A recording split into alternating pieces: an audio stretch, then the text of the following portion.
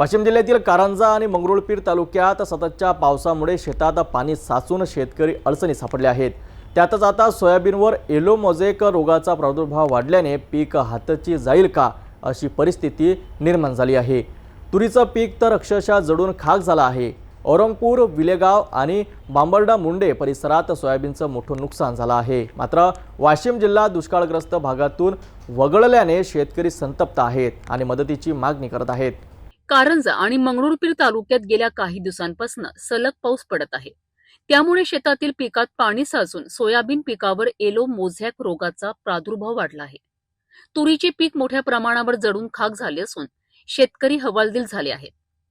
औरंगपूर, विलेगाव, बांबर्डा मुंडे या शिवारांमध्ये सोयाबीनचे प्रचंड नुकसान झाले आहे। शेतकऱ्यांचे लाखो रुपयांचे नुकसान झाले असून पीक घरी येणार की नाही हा मोठा प्रश्न उभा राहिलेला आहे। महाराष्ट्र सरकारने वाशिम जिल्ह्याला दुष्काळग्रस्त भागातून वगळले आहे।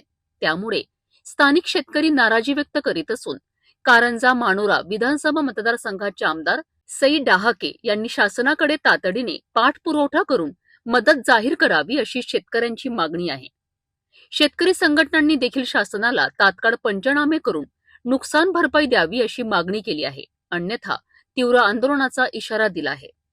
सोयाबीन आणि तुरीच्या नुकसानीमुळे शेतकरी आर्थिक संकटात सापडले आहेत। शासनाने तातडीने या भागाचा पुनर्विचार करून दुष्काळग्रस्त घोषित करावे आणि शेतकऱ्यांना तात्काळ मदत जाहीर करावी अशी मागणी शेतकऱ्यांकडून होत आहे। पाहावं लागेल शासन आणि स्थानिक आमदार यावर कितपत गंभीरपणे पावलं उचलतात।